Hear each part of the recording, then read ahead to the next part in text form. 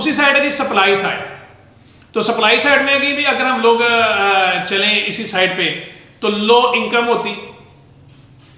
तो सबसे पहले लो इनकम से हम स्टार्ट करते हैं। जब लो इनकम है तो लो इनकम का मतलब ये है कि लोगों के पास इतने पैसे नहीं है कि वो सेविंग कर सके। जब लोग सेविंग नहीं कर सकेंगे तो लोगों की प्रोडक्टिविटी नहीं होगी। लोगों की प्रोडक्टिविटी नहीं होगी तो लोग इन्वेस्टमेंट थोड़ी करेंगे। इन्वेस्टमेंट करने के लिए पैसे चाहिए, पैसे आपके पास सेविंग से आने हैं, सेविंग है नहीं है। तो जब सेविंग नहीं होगी तो पैसा चैनलाइज नहीं होता। और अगर कुछ सेविंग होती भी है, अंडर डेवलप्ड मुल्कों में ये भी एक इशू है, अगर कुछ सेविंग होती भी है, किसी बंदे के पास सेविंग है भी, तो वो प्रोडक्शन में नहीं जाता, वो जाता रेंट सीकिंग में।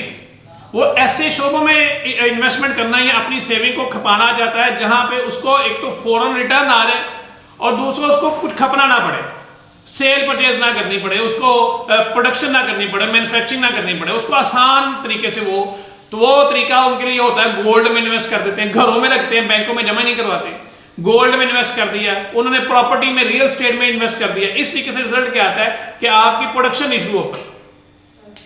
तो जब सेविंग लो रहेगी तो प्रोडक्टिविटी लो रहेगी, प्रोडक्टिविटी लो रहेगी तो इन्वेस्टमेंट लो रहेगी, और जब इन्वेस्टमेंट लो रहेगी तो लोगों को जब इन्वेस्ट तो रिजल्ट क्या आएगा आपके पास, फिर प्रोडक्टिविटी लो रहेगी, प्रोडक्टिविटी लो रहेगी तो फिर आपकी इनकम लो रहेगी। तो ये भी एक दूसरा चक्कर है वीसीपी का, जिससे आपको अंदाजा हो जाएगा कि हम एक चक्कर एक जगह से निकलते हैं, वो घूम के फिर वहीं पे आ जाते हैं, लो इनकम पे, गुर्बत पे आ जाते हैं।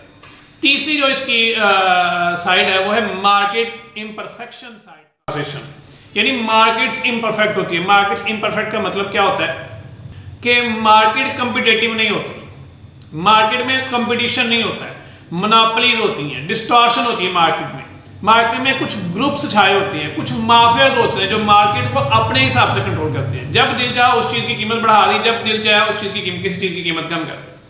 तो माफियाज बैठे होते हैं, ग्रुप्स बैठे होते हैं, और वो ऐसे ग्रुप्स होते हैं जो मार्केट को अपने हिसाब से वर्क नहीं करने देते। जब वो वर्क नहीं करने देते तो फिर मार्केट इनपरफेक्ट रह जाती है, मार्केट परफेक्ट कंपटीशन में नहीं आती। जब कंपटीशन में नहीं आता तो सर्विसेज बेहतर नहीं होती, चीज़ सस्ती नहीं बनती।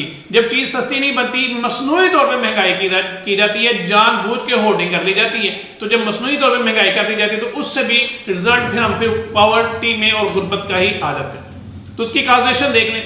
सबसे पहले जी market imperfection. Under developed countries में मार्केट इम्परफेक्शन है, कैपिटल डेफिशिएंसी की वजह से मार्केट इम्परफेक्शन होगी। जब मार्केट इम्परफेक्ट होगी तो प्रोडक्टिविटी लो होगी, और जब प्रोडक्टिविटी लो होगी, प्रोडक्टिविटी मतलब काम करने की सलाहियत, एक मजदूर है वो एक दिन में 10 कुर्सियां बना सकता है, और एक मजदूर एक दिन में सिर्फ 2 कुर्सियां बना सकता है। तो जो 10 कुर्सियां बनाने वाला है उसकी प्रोडक्टिविटी ज़्यादा है, जो 2 कुर्सियां बनाने वाला है उसकी प्रोडक्टिविटी फिर ज़ाहिर बात कम है। तो जो 10 कुर्सियां बनाएगा उसको वेज भी ज़्यादा मिलेगी, जो 2 कुर्सियां बनाएगा उसको वेज भी कम मिलेगी, तो प्रोडक्टिविटी कम रह जाएगी। जब प्रोडक्टिविटी कम होगी तो फिर तनख्वाह भी कम होगी, रियल इनकम भी कम होगी। जब रियल इनकम कम होगी तो इससे दोनों वो डिमांड और सप्लाई वाले इफेक्ट आएंगे कि डिमांड भी लो रहेगी और उसके साथ सेविंग भी लो रहेगी, क्योंकि उसने सारे पैसे तो खर्च कर दिए अपनी बुनियादी ज़रूरियात पे, उसने तो पैसे खर्च कर दिए अपने खाने पीने पे और कपड़े पे, तो ड्यूरेबल तो वो खरीद नहीं सकता। और फिर जब वो खाने पीने पे ज़्यादा पैसा खर्च करेगा तो अल्टीमेटली वो सेविंग भी नहीं कर सकेगा। तो दोनों इफेक्ट आएगा, डिमांड भी लो रहेगी और सेविंग भी लो रहेगी। और जब ये दोनों चीज़ें होंगी, डिमांड भी कम होगी, सेविंग भी कम होगी, तो इसका दोनों का असर आएगा इन्वेस्टमेंट पे, कि इन्वेस्टमेंट कम रहेगी। और जब इन्वेस्टमेंट कम रहेगी तो कैपिटल फॉर्मेशन नहीं होगी, कैपिटल नहीं बढ़ेगा, जनरेट नहीं होगा, वेल्थ जनरेशन नहीं होगी। तो जब कैपिटल कम फॉर्मेट होगा तो अल्टीमेटली फिर यही मार्केट इम्परफेक्शन की तरफ जो है ये चीज़ें आनी शुरू हो जाएगी। तो ये उस चक्कर में फिर हमें फंसाए रखेगा ये वाला चक्कर। अब आते हैं कि ये इस चक्कर को तोड़ा कैसे जा सकता है। ये कोई ऐसी नहीं है बात कि ये टूटता नहीं है, ये कोई रॉकेट साइंस नहीं है टूटना, ये टूट जाते हैं। जो जितने मुल्क हैं वो पहले गरीब थे फिर बाद में अमीर हुए। बहुत से लोग आप अपनी सोसाइटी में देखेंगे जो पहले गरीब थे, गुर्बत का शिकार थे, लेकिन बाद में वो अमीर हो गए, उनकी अगली नस्ल अमीर हो गई, उनसे अगली नस्ल या उसी नस्ल ने ऐसी इंटरवेंशन करवाई, ऐसी उन्होंने अपनी हालत बदलने की कोशिश की है, तो उसी में अमीर हो गए। तो ये सर्कल कैसे ब्रेक कैसे होता है, इसकी कैसे टूटता है? तो उसके लिए सर्कल को ब्रेक करने के लिए पहली चीज़ है कि आप सेविंग को इंक्रीज करें। अब सेविंग कैसे इंक्रीज होती है? सेविंग को इंक्रीज करने के लिए आपको चाहिए कि आप जो लग्जरियस आइटम्स होती हैं, जो अशियाए तायुशात होती हैं, वो बहुत महंगी कर दें, उन पे हैवी टैक्सेस लगाएं। यानी इतने ज़्यादा टैक्स लगा दें कि आम बंदा उसको अफोर्ड ना करे, और जो उसको अफोर्ड करना चाहता है वो गवर्नमेंट को पहले टैक्स दे, और वो टैक्स जो गवर्नमेंट के पास आएगा गवर्नमेंट उससे उन लोगों की मदद करेगी, उन लोगों की हेल्प करेगी जो लो इनकम तबका है, उनको सब्सिडाइज करे। यानी लग्जरियस चीज़ों पे हैवी लगा के टैक्सेस लगा के, जो बाहर से उन्होंने गाड़ियाँ इंपोर्ट करनी है, जो बाहर से टाइलें इंपोर्ट करनी है, जो पेट फूड इंपोर्ट करना है, जितनी भी चीज़ें आपने इंपोर्ट करनी बाहर से, जो लग्जरियस है, ज़रूरत की चीज़ें नहीं, जो लग्जरियस हैं, जिनको अशात ईशात में है, जो सिर्फ अमीर तबका इस्तेमाल करता है, उस पर हैवी टैक्सेस लगाएं।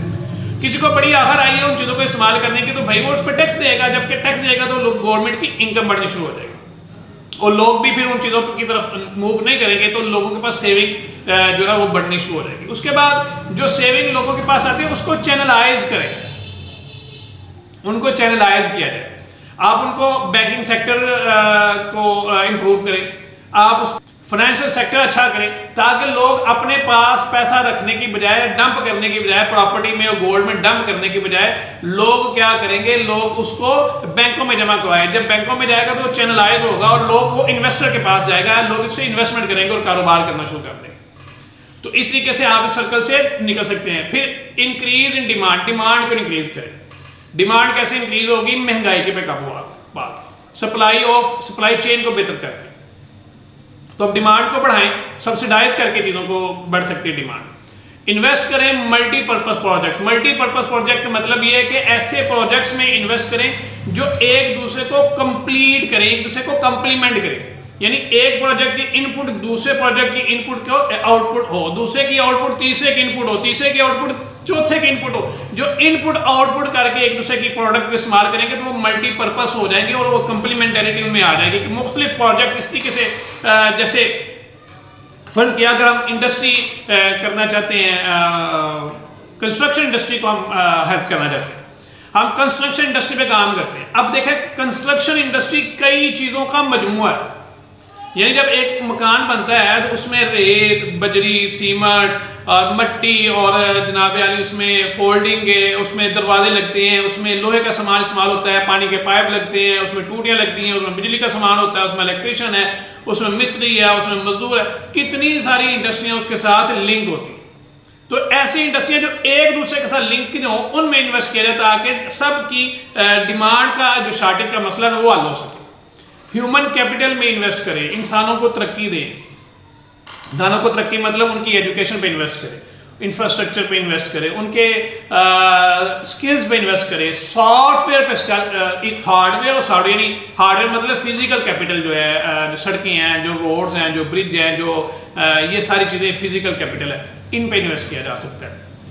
इस पे इन्वेस्ट करें। उसके बाद ह्यूमन कैपिटल जो सॉफ्टवेयर है यानी लोगों का ज़हन, लोगों की स्किल, लोगों की में उनकी एजुकेशन, उनकी हेल्थ, इस पे इन्वेस्ट किया जाए ताकि लोग सेहतमंद होंगे, पढ़े लिखे होंगे और स्किल्ड होंगे, और जो स्किल्ड लोग होंगे वही आपके लिए ज़्यादा पैसा कमा सकेंगे और लोग उससे गुर्बत से निकलेंगे। रोल ऑफ एंटरप्रेन्योर ये याद रखिए, कोई भी किसी भी फैमिली में, किसी भी मुल्क को जो गुर्बत से निकालने वाले लोग हैं वो एंटरप्रेन्योर है, जो बिजनेस शुरू करते हैं। याद रखिए, एक बंदा जब मुलाजमत करता है तो अकेला कर रहा होता है, लेकिन एक एंटरप्रेन्योर जब भी काम शुरू करता है, जब बिजनेस शुरू करता है तो रिजल्ट क्या आता है, वो 2-4 बंदों को मुलाजमतें देता है। ऐसा नहीं होता कि उसने अकेले ने काम शुरू किया, वो एंटरप्रेन्योर जो भी होगा लाजमी 2-4-3 बंदों को मुलाजमत देगा।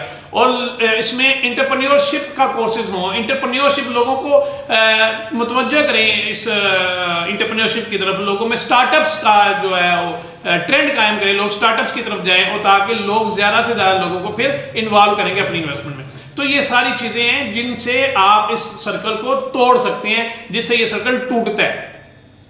तो ये था आज का हमारा टॉपिक कि विश्व सर्कल ऑफ पॉवर्टी होती क्या है और ये कैसे वर्क करती है, फंक्शन कैसे करती है और बिलाखिर ये टूटती कैसे है। तो अगर आपको इस टॉपिक में कुछ चीज़ एम्बिगिटी है, कोई मसला है, पूछना है तो कमेंट में मुझसे पूछ लें। तब तक के लिए अल्लाह हाफिज़, अस्सलाम वालेकुम व रहमतुल्लाह।